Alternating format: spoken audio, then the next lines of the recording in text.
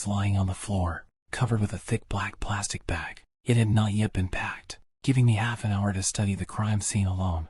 And, throwing away this makeshift shroud, I saw everything as it had been left by the killer. This is the part of the investigation I hate the most. Looking at the victim of a serial killer is always unbearable, but at the same time necessary, because the victim is the most important part of the investigation. I squatted down next to the body, resting my hands on my knees and resting my head with my chin on my intertwined fingers. It was easier to think that way. The uncomfortable position seemed to remind me that I was still here and still alive. The maniac's plan in his imagination is always flawless. There is no room for mistakes or improvisation, even an inexperienced killer. Unless, of course, he is a psychopath who has gone crazy and does not care about his own safety, thinks through his actions from beginning to end, committing murder first in his own imagination. However, unfortunately, there is always another person in this plan, and it is he or she who can do something that is not provided for in this plan.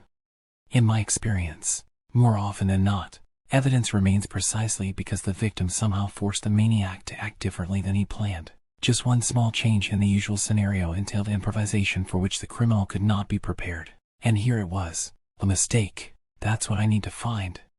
Rising and carefully stepping over the body to go deeper into the apartment, I looked around the entire room, trying not to focus only on the obvious traces of the crime committed. Here I am. I returned from work, or from a date. I changed into home clothes. I was attacked. I am weak and therefore I try to escape. But death overtakes me and I fall facing the direction of my salvation.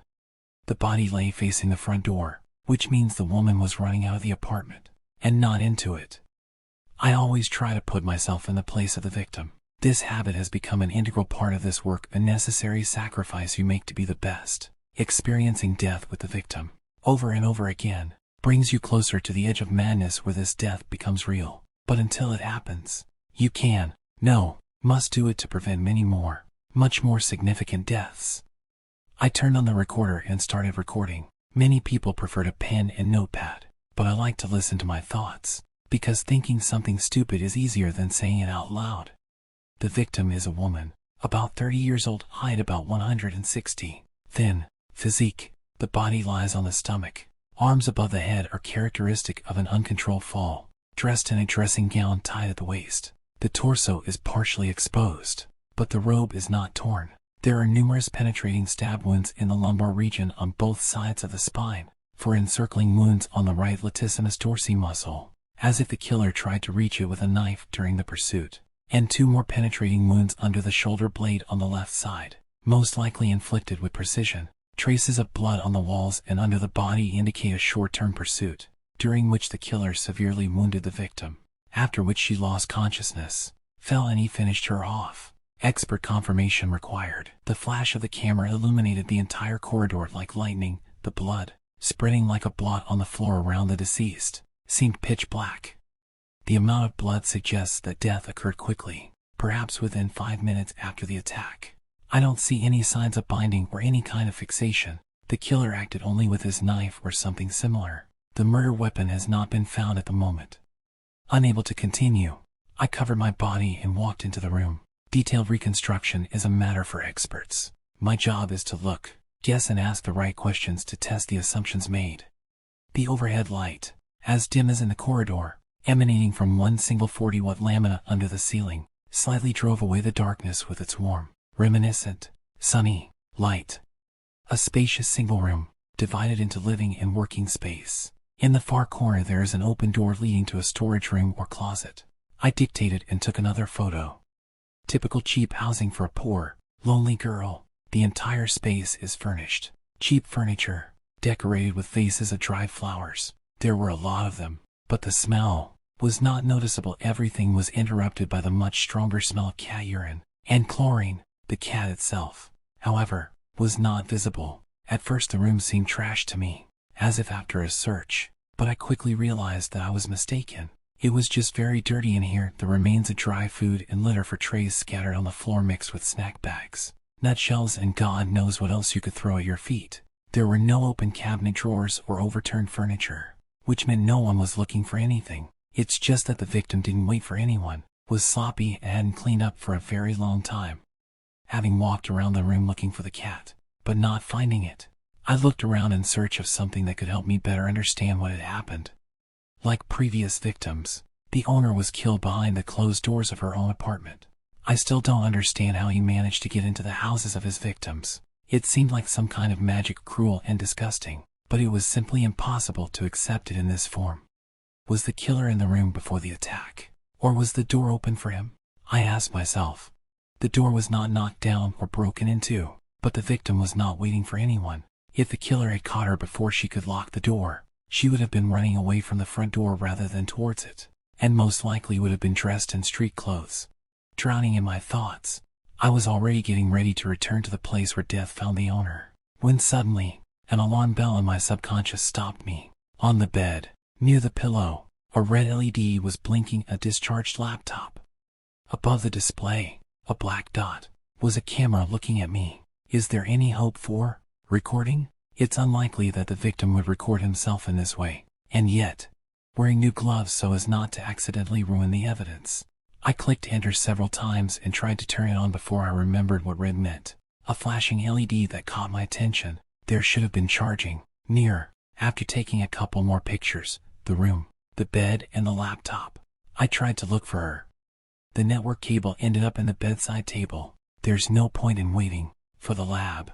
I will indicate in the report that the device was discharged. With an unpleasant electrical crack, the plug entered the socket. The charging icon came on, but it was completely discharged. The computer still did not want to turn on. I had to wait a little. Sighing, I looked around the room again. The camera gave me a certain freedom. I could record the initial state of things for subsequent reconstruction of the incident, and then take them in my hands without fear of losing something important in the situation, which would later help the investigation. So I decided to look at the contents of the closet and table, but there was nothing even remotely interesting in them. Next to the bed on the nightstand, on top of a book with a cheap detective story, lay a small, masculine-looking wallet. Curious. I opened it, but the photographs inside, next to a couple of banknotes and credit cards, left no doubt it belonged to the victim. The content of the photo was banal: the victim herself and a couple of older people, a man and a woman, probably parents. In the corner next to the photo there was a small folded piece of paper. If you found this wallet, please return the photo to the address. The victim was sentimental. She apparently had no children or family.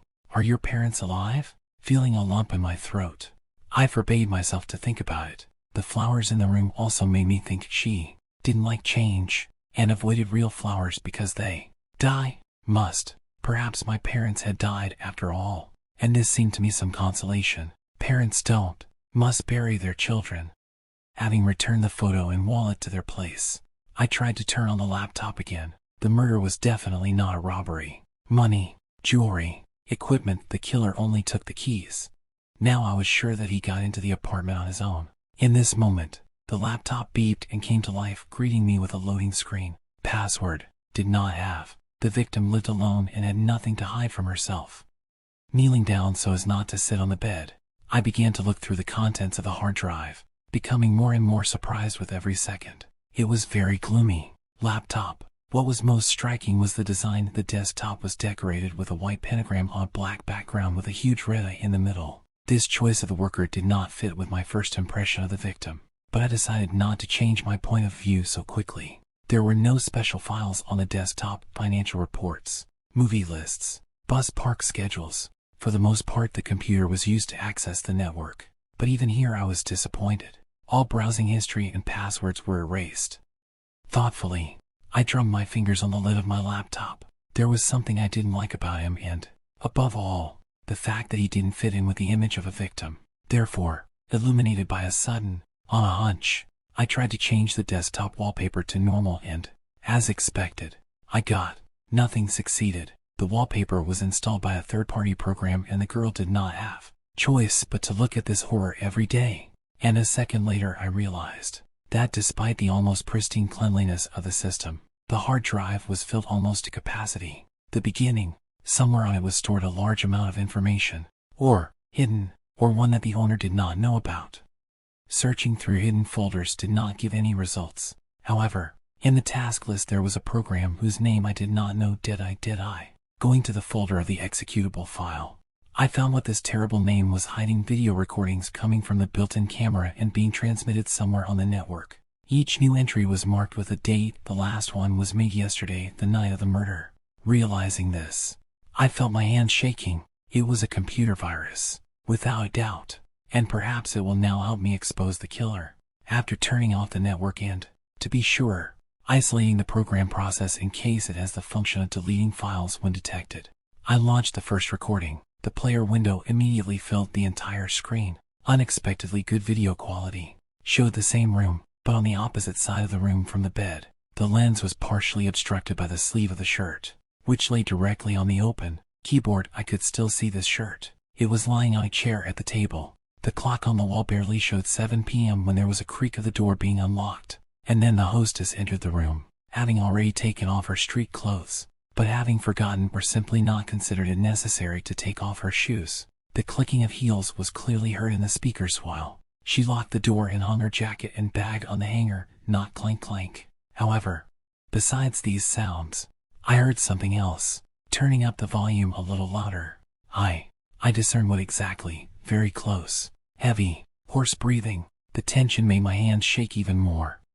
He must have been hiding somewhere near the laptop, most likely right under the table. Involuntarily, I glanced at that place. The overhead light barely made it possible to discern anything other than shadows. It seemed that I was not indoors, but in a forest clearing, at night. Fire. Not knowing what is hiding in the shade of the trees, I had to shake my head to get rid of the obsession. The apartment was very dark. It is not surprising that the hostess did not notice the hidden death. I pressed stop and, just in case, taking out a pistol from under my jacket, I walked across the room to look under the table, dispersing the darkness with a flashlight. Of course, there was no one there, but the dirty footprints of men's shoes were clearly visible on the worn parquet floor. Without putting my weapon away, as if hoping that the killer would be stupid enough to stay here and attack me, I returned to the computer.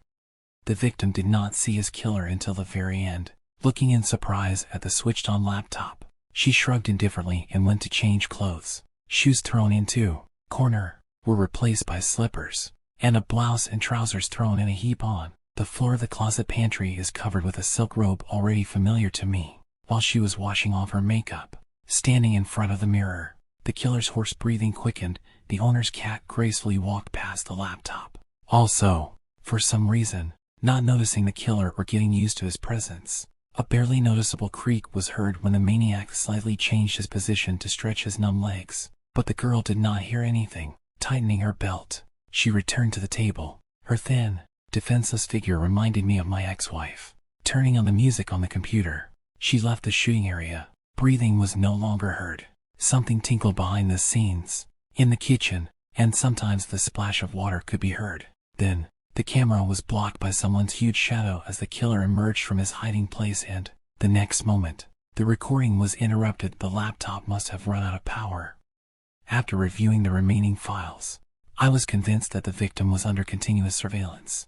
Observation. Filming always began the moment the computer turned on. What all recordings had in common was breathing. It was always audible, even when the girl with the laptop was lying in her bed, which most likely meant either a microphone defect, or that the sounds of breathing were superimposed by the program itself. It was impossible to extract anything else from the files in the field, so I closed the computer and returned to my own thoughts. There were a couple of minutes left before the experts arrived. Where did I stop?